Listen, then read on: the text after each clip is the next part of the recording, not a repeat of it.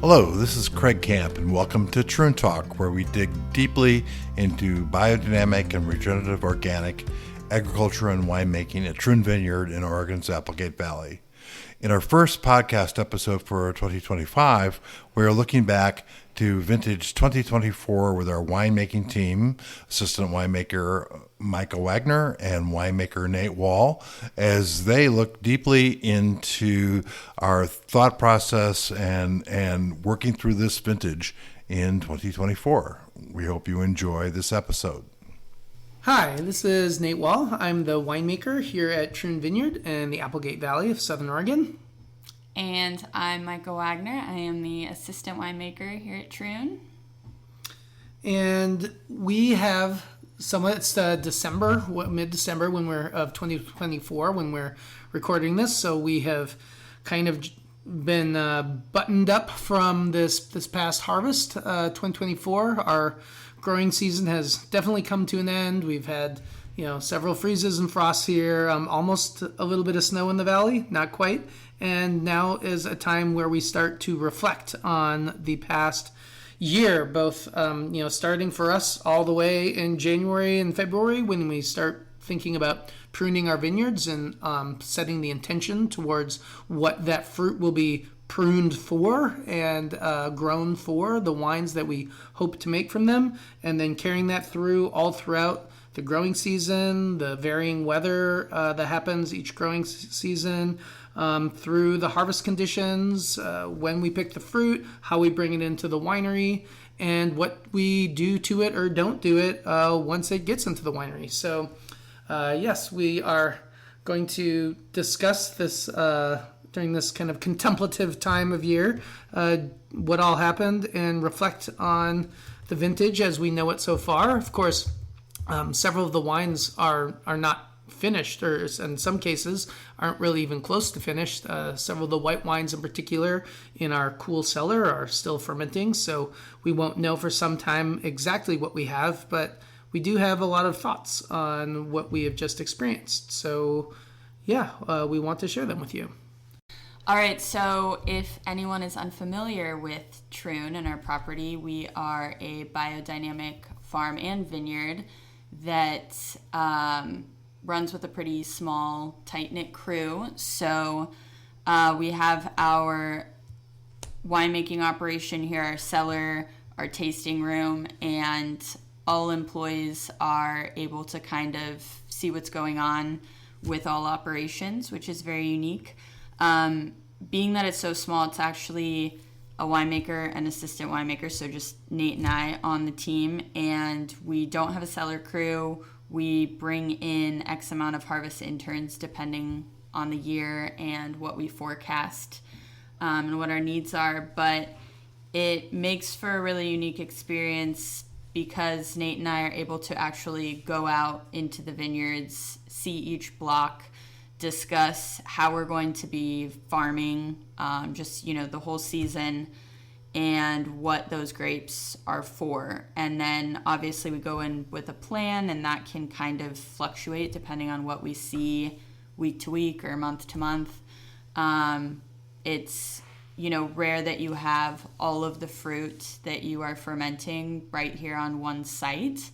And so to be able to drive into the property, for example, and we pass block 1 and 2 right away, so we can notice, what crews are doing, what's going on, how the vines look or the grapes, depending on the time of year. And we are actually out there checking to see how we should irrigate, what nutrients are being taken on by which vines and which blocks. So throughout the year, we're really able to kind of plan as best as we can and figure out our winemaking strategies based on what's happening. I'll start. Micah, you arrived here in May, so you missed the beginning of our growing season. And that, of course, happens at bud break. Something we think about here in the Applegate Valley, right around bud break, is frosts. Which we definitely have a propensity for spring and fall frosts. The spring frosts are much more potentially damaging to the vines, as the young buds as they're opening up are very delicate, and they can, if they are damaged by frosts, by freezing temperatures, it can kill some of those early buds, which will not ultimately affect the vine health per se, but it will dramatically sometimes affect the fruitfulness and the quantity of the harvest that we get from those grapes. So in very difficult years, it is possible that it could affect the vine health. We do not generally get temperatures anywhere near that cold in the Applegate Valley. There are other parts of Oregon, like eastern Oregon, eastern Washington, that do. Things can freeze down to the ground, but we are lucky to live in a climate here where that is not an issue. But for us, we do always wonder about the weather at springtime, and particularly with early bud break varieties, which for us is almost always Grenache. Grenache Noir and Grenache Blanc, but Grenache Noir is generally out in front a little bit. That is the one that will break bud first, and it's the one that we wonder, okay, are we going to have a spring frost and has the Grenache broken bud yet? Last year, that was the case where the Grenache, in 2023, where the Grenache did break bud, and then we did have a spring frost. What's interesting about Grenache is once it has broken bud and the buds are kind of fully expanded and some leaves are opened up, they don't seem to mind the cold temperatures as much. And that seemed to be what happened in 2023. But to contrast that with 2024, it was a beautiful spring. If slightly cool in a good way, that delays that bud break a little bit until we get past that risk of frost. And that's pretty much what we had this year. So, we broke bud, and we have 20 different varieties here. So, pinpointing an exact date for bud break kind of is varietal specific, but it generally happens, in the late spring. There's like about a month long really season where we start getting that bud break. And for us then, as the buds break and you start getting the leaves growing, we start in with our biodynamic practices. This is something we like to do to help encourage different aspects of the vine growth. And in particular, we use a biodynamic spray. It's a Biodynamic 501. It's a silica spray. And we like to time that with different components of the vine growth, like different phases of the vine growth.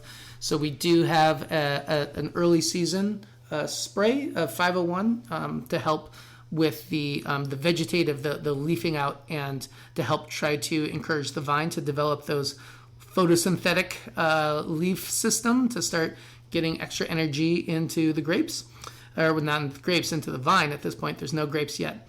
And then what we're looking for after that is bloom. And bloom is a good time to start looking at the nutritional aspects of the vine. We do 2 rounds of nutritional sampling each year, and these we sample petioles in the spring, and we sample leaf blades in the fall, and we compare those 2 numbers. So the petioles, and I bring this up because the petioles are that kind of first look at the nutritional status of the vine, and different varieties and different rootstocks and different soil types all have slightly different needs and requirements. Layered on top of that is that we do have different vine ages, as well as a permanent cover cropping that varies a little bit from block to block. So there are many pieces of this puzzle, and the petiole samples and those first bits of data that we get back in terms of how the vine is doing in terms of nutrients and micronutrient levels, that can help us devise our nutritional status and additional perhaps biodynamic sprays for each block to try to tailor the nutrition for that block. It's almost like going to a dietitian, right? Where they'll figure out what you personally need and try to tailor a diet based on your own metabolism, your own needs. We kind of try to do that to different aspects of the vineyard.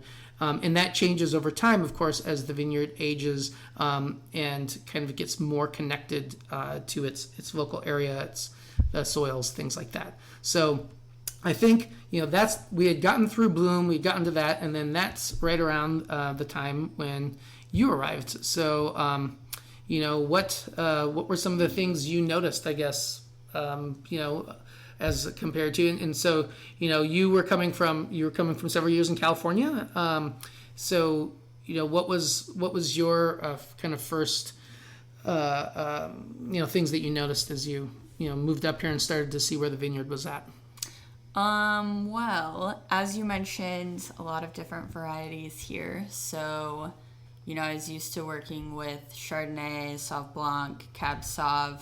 A lot of things are kind of on the same schedule, right? Whereas here, walking through all these different blocks, everything appeared to be at very different stages. And also just, it is one property, but it's like block to block. They look so different in terms of soil type, the vine size, the way things are pruned, all of that. So there's quite a bit to take in. And one thing I wanted you to talk about, actually, that I found interesting moving here, the 7, because we talked about frost. You should mention that, I think, the theory behind that. Yeah. We were still looking at the 7 when I arrived. Clearly, yeah. So this relates back to this whole spring frost idea. And there's Troon is situated in a very open area of the Applegate Valley. We get these sweeping, 180, almost 270 degree vistas of the surrounding Siskiyou Mountains. And in particular, one of the peaks in the Siskiyous, Grayback Mountain, from our perspective, has this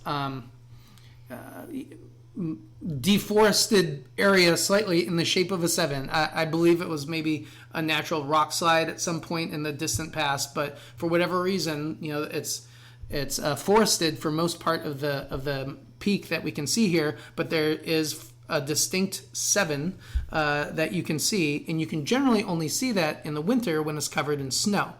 And the old-timer wisdom in the Applegate Valley is, as long as you can see the 7 on Grayback, there is still a risk for frost. This seems to be a very conservative approach because you can see the 7 through June most years. The snow doesn't melt. So, one would hope that we wouldn't have a frost in June, but I guess it's, that's the old yarns spun by the Applegaters who have been here for many years. But and it was still pretty cold when I started, because I remember when we were on the ATV or just walking through, it's like we would start our days with a few layers, and then if we went out at noon to take samples or something, then it was starting to warm up quite a bit. So it stays pretty cool here. Maybe it's just this vintage, but I felt like through even July we had some cool mornings, and then it really started to heat up and did not stop in July and August.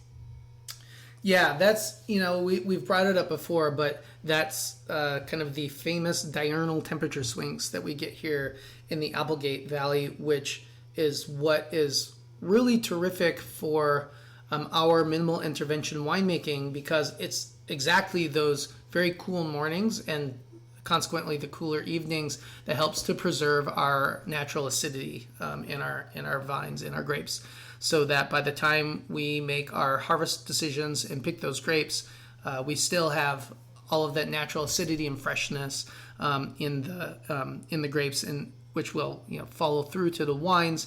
And that's a big part of the reason is that kind of diurnal temperature flux. Yeah, layered up in the mornings, and then it gets hot in the afternoon, and you'll just be walking through the vineyard, and there's just all sorts of coats and hoodies and things hanging from the ends of the vine rows as people keep shedding their layers as it gets warmer and warmer throughout the day. But I think you're right. We had a cooler spring, or really I would almost call it like a normal spring, as normal as any weather patterns are these days. You were looked like it's you were okay. going to say something. Well, I was just going to mention too, I mean, we talk about how the pH is important, but especially at Troon, pH is super important because you pick on that. That's right. Yep. So we will talk about harvest decisions here in a minute.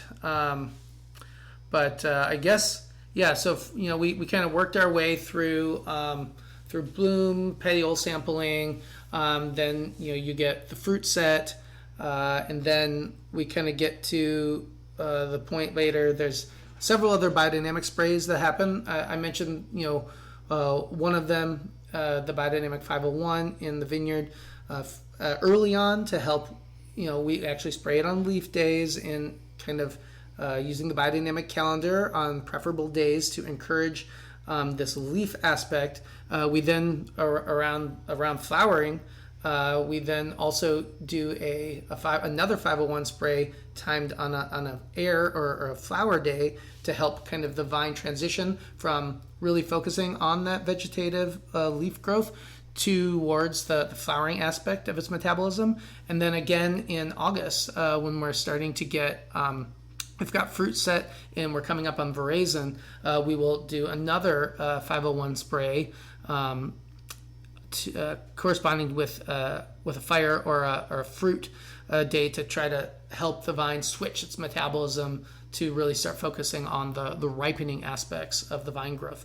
So that's one of the rhythms that we do in the vineyard with biodynamics to try to aid the vine's transition between kind of these different metabolic states that we personally would like the vine to be concentrating on at different times of year. So and it's right around then in August, veraison. After veraison, when we start going out into the vineyards for grape sampling to start tracking the chemistry. And as you mentioned, acid is very important to us. And also, Nate mentioned that this is the time of year we're kind of reflecting on the past vintage, planning for the coming year.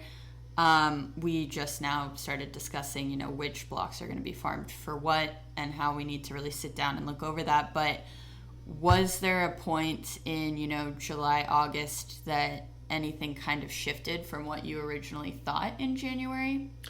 We basically have the intention for almost all the blocks from the very get-go. There was only kind of 2 blocks that we were uncertain of because they were new this year. So we had some new Grenache coming online, and Grenache is a very versatile variety for us here. It can take on a lot of different roles depending on how you farm it. And some of the roles that we had, especially for the younger fruit, we are looking at the difference between should we farm this with the intention to make rosé out of it, or for us, the other option for these younger vines could be our gluglu, our carbonic maceration wine, and the rosé and the gluglu are more similar to each other than the other things we could be farming the Grenache for, which for us is red wine, of course, and also a late harvested, fortified product that will eventually come to market in the distant future. But so we do approach all these different end goals differently in the vineyard, and so there were a handful of cases where we weren't sure what block might better suit a role. But I would say 95% of the vineyard was, we had the intention, before bud break, and we pruned and did everything, with that intention behind it. But yeah, there were a couple, and it was another example was with our Tannat. We have Tannat planted in a couple different locations on the property, and Tannat is also versatile for us. On 2 ends of the extreme, we have made a red wine, which is what Tannat is traditionally used for, but we've also, all the way on the front end of that, made like a sparkling wine, which is a higher acid, much like earlier pick, in almost, weeks different in terms of a pick time for a sparkling wine versus a red wine. In the same way that Pinot Noir, for example, can be made into a red wine, but also, in Champagne, Blanc de Noir, sparkling wine. We do the same thing. Well, not the same thing. We do something similar with Tannat. And there were some of the Tannat blocks which we were wondering, does it want to be a red wine this year? Or do we want to continue with our sparkling wine program for each block? Ultimately, we decided on the sparkling wine for some of these blocks. Another difference, which we haven't really discussed, is we do have a difference too in terms of how our vineyards are laid out. It's we have both head trained and VSP, vertical shoot positioned vines, and our VSP is not necessarily a standard VSP. We have a series of spreaders in that VSP design that kind of opens up the top of the canopy, as opposed to a purely vertical system, which is certainly more common in, say, the Willamette Valley, where I spent a lot of time. This kind of a straight VSP is fairly common, whereas this is a slightly more open version of that vertical shoot position, which does allow more sunlight down into the interior of the vine, more sunlight down into the fruiting zone. But so that can also affect our intention for those vines, certainly, and what we're going for. Yeah, I really loved that we got quite a few chances to walk through with Jason and even Craig.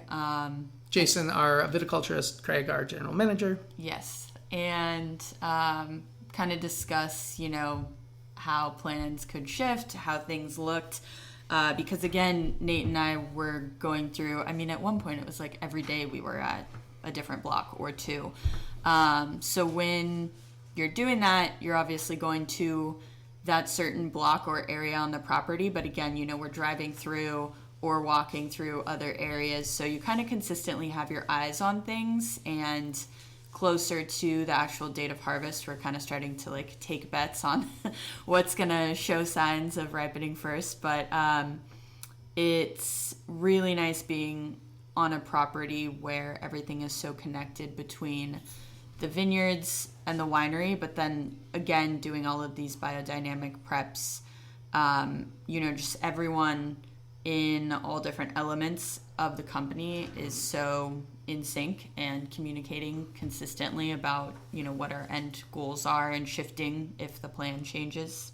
Yeah. So, as we were out in the vineyard watching these grapes ripen, taking back samples into the winery lab, crushing them up, and running some chemistry on it, looking, of course, at sugars and acids specifically, because as we mentioned earlier, acid for us is really our main criteria. And when we pick those grapes, you can have, sugar levels will certainly vary a lot year to year, especially in direct relation to heat accumulation in every year. But it's very difficult to have a balanced wine, a non-manipulated balanced wine, if the acids are varying dramatically year to year.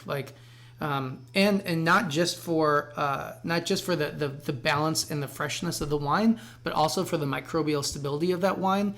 Because not only are we kind of minimal intervention, we're also very low sulfur.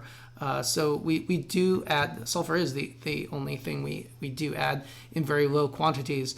And so it's the amount we use is not in any way enough to kind of control or prevent microbial spoilage or things like that. One of the ways it is often used in winemaking is for that microbial control. There's this concept called molecular SO2, where you can look at the acidity of a wine and figure out how much free SO2 a wine needs to theoretically control microbial growth.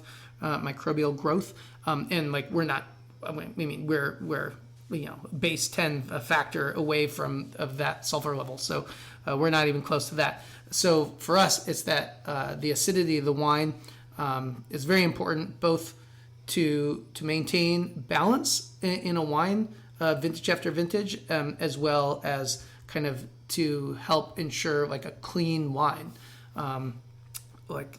with these kind of more natural winemaking techniques, using all spontaneous fermentations, there's a plethora of kind of microbial diversity that is in our vineyard, which we're actively cultivating with biodynamics, especially in regenerative agricultural practices, and that community of microbes comes into the winery. And so we have a lot going on in the unseen world of the microbes in our ferments, and trying to shepherd that community towards the end that we would like to see in terms of a healthy ferment and a clean wine at the end of it, without any kind of microbial weirdness or microbial funk, which is often attributed to quote natural wines. We're going for clean wines that just happen to be very low sulfur and spontaneously fermented and things like that. So for us, that is where that acidity comes in. And so as we're doing our grape samples, see, I'm getting back to where we started, we pay close attention to that pH, and ultimately that is going to influence our picking decisions.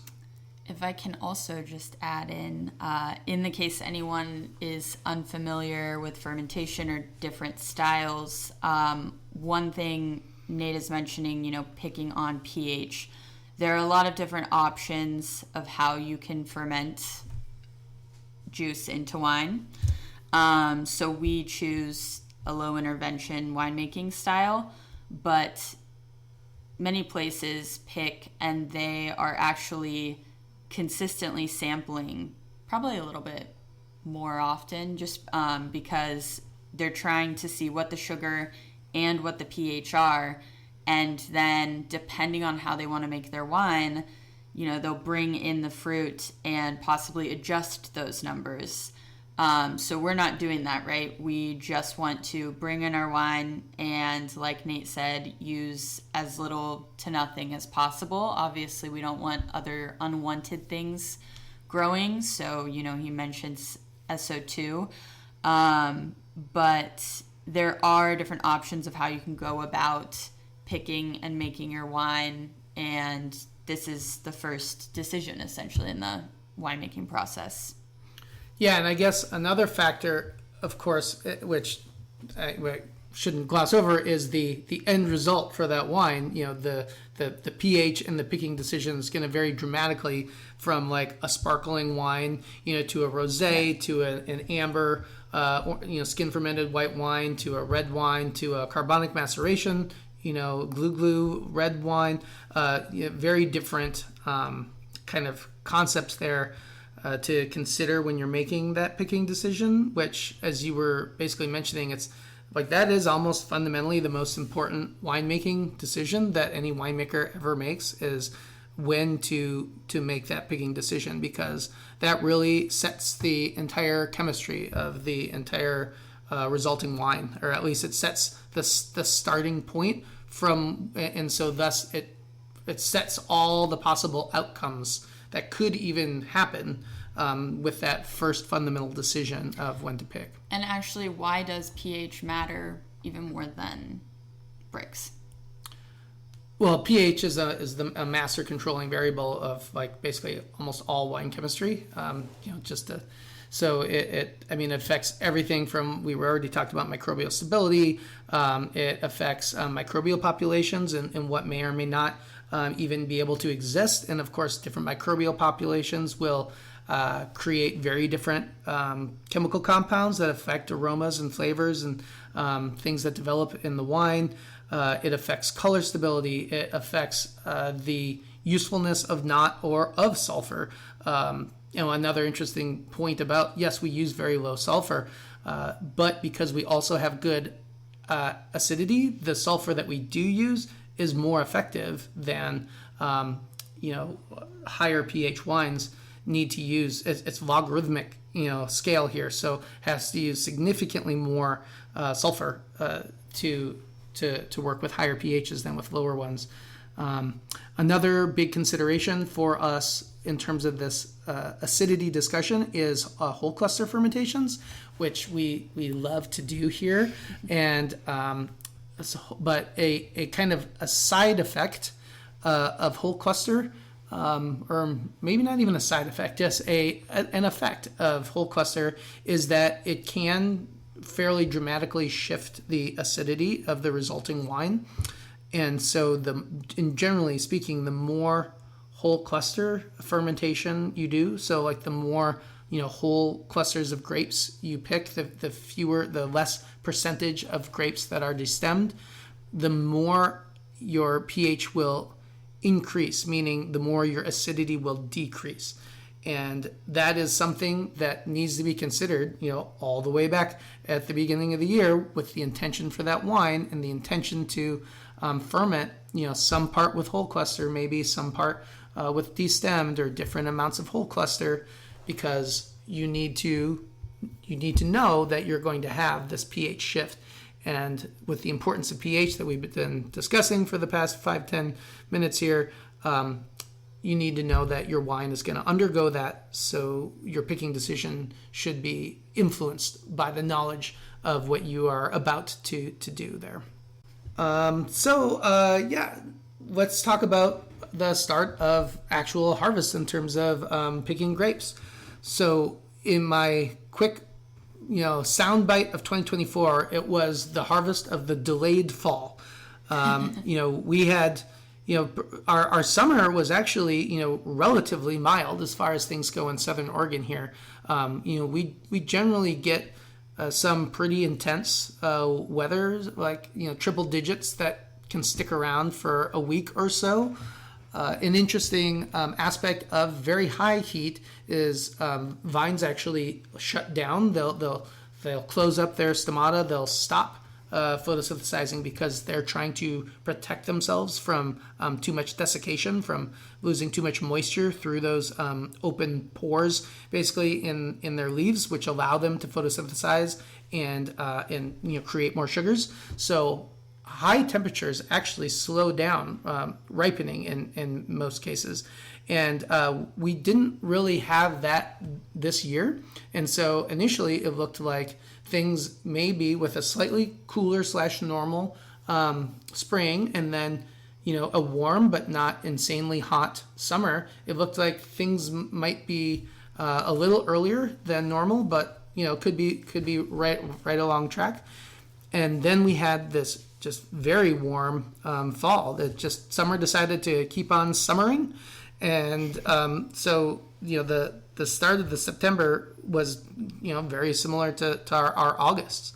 And we basically kind of had a little cool down in mid-September, but then it just popped right back up at the end of September, and we were like back into August.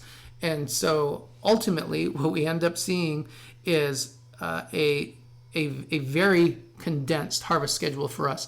The diurnal temperature fluctuations that we talked about earlier, that was so prevalent in the springtime and is normally prevalent in the fall time, that was minimized this year. So we, being so tied to pH, without as much of a diurnal shift to protect our acidity, we were losing acidity faster than we often do. And so to assure that vine balance, we ended up having to pick fairly rapidly in terms of our harvest schedule. And even though we have 20 different varieties, we only picked over a 22-day period. And that's including... Well, technically. Yes, technically, right? But that's including our very late pick, which is always kind of a separate thing. So really, the vast majority of our grapes came in 15 days, which is unusual to say the least for us. That's a full 2 to almost 3 weeks, earlier than normal for us. Yeah. And was that what you were expecting, Micah, when you came here? And you should never be expecting anything at a new winery, I think. But just based on what we talked about and saw in the vineyards throughout the summer, we got to September, like you were saying, and I felt like there was a bit of a waiting game at the beginning of harvest. We kept kind of thinking numbers were going to come back a certain way, or a few times got a variety in the same block. But then once we started, I think we were a week in, and we had, every night we would kind of talk about what maybe was coming the next few days. And there was a night you had looked at me and told me the last day of picking, well, the fourth technically, so within that 15-day span. And I remember I was just like shaking my head, yeah, but I was kind of doing the math, and this is after how many very late nights, but it's like, oh wow, that's 2 weeks of harvest essentially, which is a lot. It's very condensed, and obviously at the start of, when you first harvest grapes, you do have to do certain things in a certain amount of time and respect this product, and so you're not able to really shift around a lot, especially the way we're doing these very small ferments. So, when X amount of fruit comes in on one day, that immediately brings in sometimes 5 new fermenters. And so, it hit very quickly. I mean, we had 3 interns this year, and I don't think they were expecting that either, but definitely kind of just like set us off on a race for the harvest season this year. But it was good. Everything, the fruit came in looking beautiful. I felt like we navigated how quickly it came in pretty well.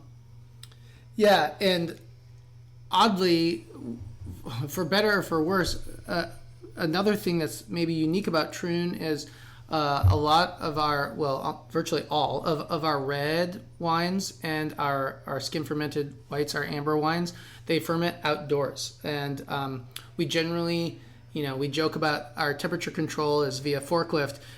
We've got these, 1.5 ton fermentation vessels that can be picked up with a forklift and moved around if we want to. And so we'll kind of keep them in a sunnier part just behind the winery, sunny part of the property, like more open. If we want to warm up the bins, this is generally where we'll keep them right after we've brought the fruit in. We've added whole cluster or not and destemmed the fruit onto them and filled up the fermenter. We had less of a diurnal temperature flux change this year, but still we do pick, the grapes are quite cold in the mornings, and so in the upper 30s or low 40s is the grape temperature, and so we want them to start warming up so that spontaneous ferment can kick in, and it's really protective of, once you have an active fermentation going, the amount of carbon dioxide and things that are given off, it really helps protect the fermentation from other microbial weirdness that could happen, and so we normally keep the fermenters in a warmer area, the sunnier area, while they're going through that initial warm-up phase. And then once they've kind of things are kicking off and moving, we can every day when we sample the ferments and look at the how fast the sugar levels are dropping and what the temperature of the cap is, the temperature of the juice, fermenting juice. Then we can decide, do we like where this is at, or we can just pick up the bin and move it in the shade of some oak trees that we have in a slightly further behind the winery, and to try to modulate both the temperature and thus the speed of that ferment.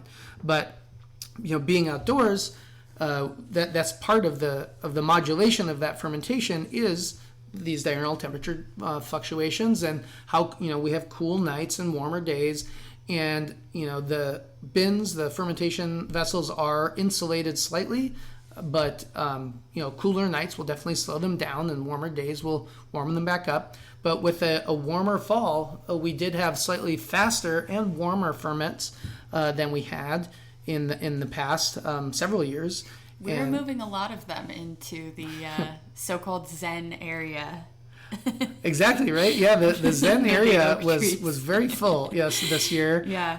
Oftentimes, we can, a lot of, so another thing about spontaneous ferments as opposed to inoculated ones, inoculated ferments, because you are adding just so many, billions of yeast cells, they generally, the fermentation kicks off very rapidly. They get very warm very quickly. That is not the case with spontaneous ferments. They have a much kind of slower, like warm-up phase, and then they hit their stride, and they kind of happily are bubbling along at a, generally a lower temperature than a inoculated ferment for a much longer time. And so normally we keep the fermentations in that kind of sunny, happy zone to kind of just keep things moving along. But this year and it's normally only at the kind of when it's nearing the end of fermentation that we might move it into the Zen zone to kind of get the nice vibe underneath the trees and the nature's calm, glycol. Yes, calmness and harmony of that area. But we had a lot of things that lived a lot of their fermentation life in that area this year. It was really nice, though. It was a good way to wake up because we do punch downs 1 to 2 times a day, occasionally 3, just given numbers. But never. Nothing warmed up that much. Well, yeah, no, I mean for you this year, but always one punch down day. So typically, outside of just Troon, it's like you'll do punch downs however many times, depending on your winemaking style. But we were waking up to punch downs under a bunch of trees, and also with like the sunrise, different animals on the property. It just, I think, is a really nice way to start your day during harvest, even if it gets a little crazier in the afternoon. Yeah, so I guess we had, so like I said, that was kind of good and bad that they went faster, because that means that we were also pressing off some of those ferments a little sooner this year than we did in previous years. So that's like one more thing to be doing, like while you're bringing in fruit, is pressing off the ferments. So not only are you harvesting, for example, like white grapes to press into juice to ferment for white wine, you're also having to then kind of clean that press and start pressing off some of the finished red fermentations to barrel down for red wines. So it does kind of layer even more activity on top of each other when those things start occurring at the same time. And we only have one press, so that is a small bottleneck in the operations. But we were able to balance everything, and we did the most presses so far at Troon, right? Press loads? Yeah, I believe so. Yeah, the most number of presses. Yeah. So I guess one advantage, certainly from back to the picking decisions, is with this warmer fall. We talked about the risk of spring frost. There's also fall frost, which fall frosts or freezes are less concerning, only in that you can still harvest the grapes, but it will kind of destroy the canopy, right? So once that happens, any photosynthetic capability of the vine is now over. The leaves will brown and fall and start falling off, and so you're kind of left with that's it. That's the grapes are where they are. And this year, that wasn't even remotely a concern. We were not having to worry about, how much hang time we were going to get on the grapes. We could have left them, into almost Thanksgiving. Almost Thanksgiving before we finally had a freeze this year. So, it was. I want to say it was like the second week of November. So this vintage was ours to do with what we wanted. So sometimes you can be overwhelmed by that much choice, but because we were so focused on this concept of balancing the fruit in the vineyard, it kind of helped us make those decisions, ultimately bringing in a lot of fruit in a short period of time, but to maintain that freshness and the vitality, the electric vitality of the fruit. Lots of electric vitality this year. Yeah. So I guess what's interesting then is counterintuitively, what I was noticing is because of our picking decisions, even in this warmer year, we are actually going to have lower alcohols because we were having to pick the grapes to maintain the acidity ended up being at slightly lower sugar levels. So basically the acids were falling faster than the sugars were rising, and so that means that we will actually have, for the same balance, in terms of like vintage variation. This is one of the reasons I love making wine in Oregon, especially Southern Oregon, is embracing this concept of vintage variation. And while the wines should be balanced year after year, you're really going to taste the effects of what that year was, what the entire growing season was. And so this year we'll have the good acids and the freshness, like we mentioned, but with slightly more moderate alcohols than perhaps in a growing season that was slightly cooler, but maybe with more hang time on it. All right, so we've gotten talked about getting the grapes into the winery. Some of the things that we do in terms of our outdoor fermentations and pressing things off. We got to do a couple new things in the winery this year, particularly in regards to some of the different vessels that we use. I know that coming here, you had perhaps used some things like this in the past, but what were you excited to see that we have here in our winery, and what sort of ferments were you like, hey, that's cool? New toys in the cellar. Yes. Which are actually fairly new for all of Troon, but so we were mentioning that a majority of our fermenters are up to 1 tons in bins outside, but we do have quite a variety of concrete and amphora inside as well. So I love our Roussan. I've always loved our Roussan. A big chunk of that goes into our egg, which is delicious. I think something that was both new here and then, fermentation wise, like we have the concrete tanks. We filled one with Grenache, one with Syrah.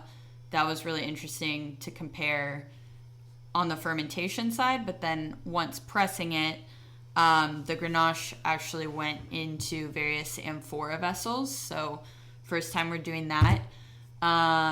It will continue to be an interesting experiment just based on which ones had more whole cluster and, things kind of got broken down in an interesting way. But there was a lot of room to just kind of play with different blocks, which we'll continue doing in the future. But it's nice seeing so many vessels here. I had done barrel ferments in the past, obviously, but no amphora, no concrete. So that was really cool to see, and they're tasting delicious.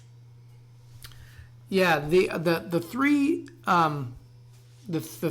red grapes that we have planted the most of here at Troon are kind of anyone who's familiar with a GSM, a Grenache, Syrah, Mourvèdre. Those are our big three. For us, it's actually SGM. We have almost the same amount of Syrah and Grenache planted, and then Mourvèdre comes in. We have several other red grapes planted.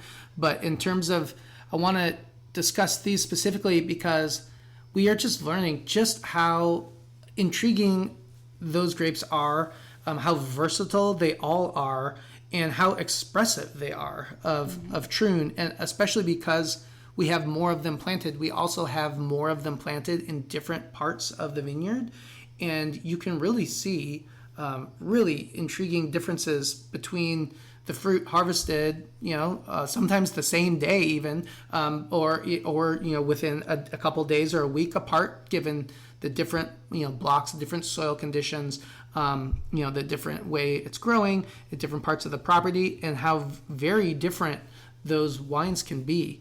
Grenache, very versatile.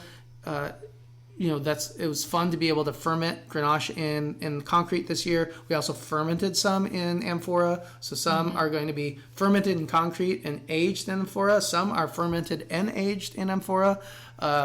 Some are fermented, some blended, some fermented, outdoors and aged in oak and neutral oak. Just be clear, we We have a very neutral oak program here at Troon. Neutral. Well, only neutral, yeah. We have a handful of like fourth fill, I think, are our newest barrels, but everything is fifth, sixth, and on down. Quite neutral, 10, 11, 12 year barrels. Basically, we only get rid of barrels when they kind of lose their structure. The staves start pulling apart. They no longer become sound. No longer become kind of air, gas tight. Then we will get rid of those barrels. But yeah, so really seeing the differences and being able to taste that expressiveness of Grenache and Mourvedre. Mourvedre's another one that we also have in amphora, and in neutral oak, and we have Mourvedre and Grenache are ones that are red wines as well as rosés. Grenache goes into a glue. We co-fermented it with Cinsault for glue, which Cinsault is also very cool. Yep, we're learning a lot more about Cinsault. It's like and how that works. Cinsault is on the slightly warmer end of ripening. Like Syrah is generally one of our earlier picks. Then we kind of start moving through into Mourvedre, and then into maybe Cinsault, and then into Grenache. There's some Carignan and some Counoise and other things that show up in there. Negrette. I bet you this is the first time you've worked with Negrette. It is. How'd you know? Yeah. It's a fairly safe guess. Yeah. So Negrette in 2023, that was the first time we were able to make basically a commercial amount, barely only 2 barrels of Negrette from our property. 2024, we were able to get a little more. We have 3 barrels now of Negrette. So that is another really fun one. If you're unfamiliar with Negrette, it's a somewhat obscure grape native to southwest France, in the Fronton region, and around Toulouse. And it has definitely is showing itself in very interesting ways here at Troon. I think it's going to be really fun to watch the evolution of Negrette here, as it just really starts growing into its own, becomes even more connected, deeper root systems, even more connected, to our soil and its existence here in the Applegate.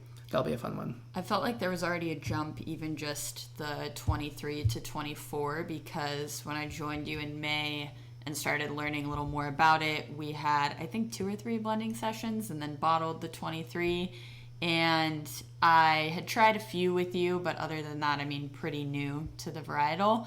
And what other people would say if they had heard of it and were tasting with us or asking us about it, they would mention it was a little more inky and just other characteristics that I feel like weren't showing yet in the 23 because it was young.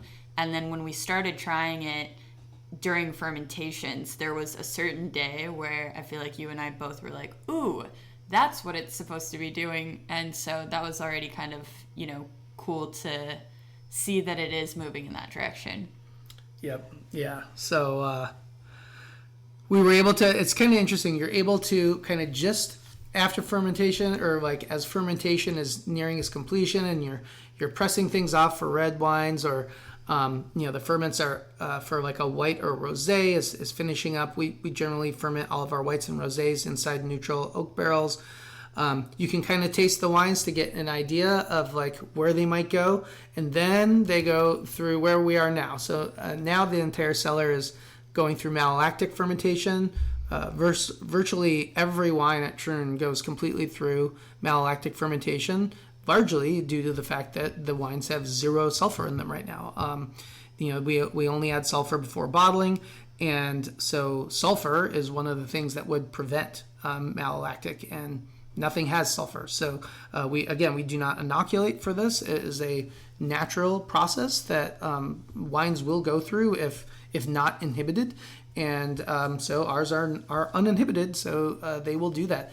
But it does kind of lead to these it's like the awkward middle school years of the wines. So tasting in the cellar right now is kind of a unique experience where you never really know what you're going to get on a given day. Kind of things go up and down and in and out of kind of unique flavor profiles, which aren't really representative of what the final wine will be. So we kind of got this glimpse, before this process really kicked off. And now, like, we're starting to see some of them are getting towards the end, in some cases, of that malolactic process. The malic acid is being converted into lactic acid, and then we can start tasting them again. And it's like, oh, okay, so this is what we've got. That's the exciting part of winter is when you're getting that very slow process. The cellar is very cool. It's an older building. It's mildly insulated, but not fully, and it's cold here. So the cellar is quite cold. We have a couple space heaters in there, but they really don't make that much of a dent. It's fairly cold in the cellar, so things move slowly. But again, that's actually a benefit, to just let the wine move at its own time. We don't really force it to do what it doesn't want to do. The longer it goes through that malolactic fermentation, you can put your ear up to those barrels and hear them kind of crackling and bubbling away.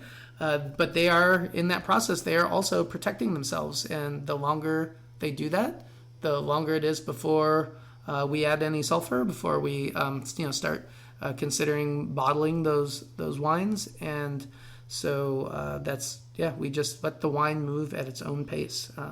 Even though I would like to be able to taste them and know more about the wines, we have to be patient and wait for when they're ready to reveal themselves to us. And even going back, so we're mentioning tasting things before pressing off. So in the case someone isn't familiar, there's the primary and then secondary fermentation, which is malolactic fermentation. But we are trying things in their first vessel as they're finishing up their primary fermentation. We like to go off numbers, obviously, and make sure all of that sugar is fermented out. But we also are tasting, getting a visual. There are a lot of things that you can catch when you're going ferment to ferment daily, which Nate and I would do, versus just having someone bring you the results into your office. So we like that balance, and we're just also interested in how they're tasting. So we would typically go, I liked best when we would do like 5 p.m. because it was really nice under the trees, and we would go out without anyone else around and be able to taste and, again, visually see what's going on, look through the numbers that people had taken that morning, double check things if anything looked off, make plan for the next day. But then also we could call what was being pressed when. And so once it gets pressed, we select what vessel it goes into. And at that point, that's where that wine is going to spend a majority of its life. So it's now on its way to either barrels or an amphora, concrete tank, maybe a combination. And so that one block got fermented a certain way, and it's now being put into a different vessel to go through malolactic fermentation and then age. And again, this can be, broken up into different vessels. We can eventually blend things. But I just want to point out that it's really cool from farming and then fermentation and even into aging. When we're tasting during all of those different stages and processes, we're able to really analyze that fruit and that block and then make adjustments based on what we like or don't like. And then we go into our malolactic fermentation, which is what Nate is referring to. The wines taste a little weird during that time. Here we are actually doing chromatography too, which I think is pretty rare because I've worked in quite a few cellars, and I like that we do that. It's a little more, you get an actual visual. And so we start off testing barrel by barrel just to see if malolactic fermentation has started, and then we continue to make sure it's actually still going and that the wines will finish properly. quick mention. So paper chromatography is a very simple way of looking at what acids are present in a wine sample. In this case, it has a lot of other uses, but in the winery lab, it is for looking at basically the process of paper chromatography will separate out the three, in this case, main acids, which originally was tartaric and malic, but increasingly, as the malic goes away, you start getting a lactic acid showing up on paper chromatography. So you're able to separate out, like by weight, in a sense, these three main acids, and look at how quickly the malic is disappearing and how rapidly the lactic is appearing in the paper chromatography. And it's something that is pretty simple to do, and it's easy to do literally barrel by barrel. So, each barrel in the cellar is kind of its own universe,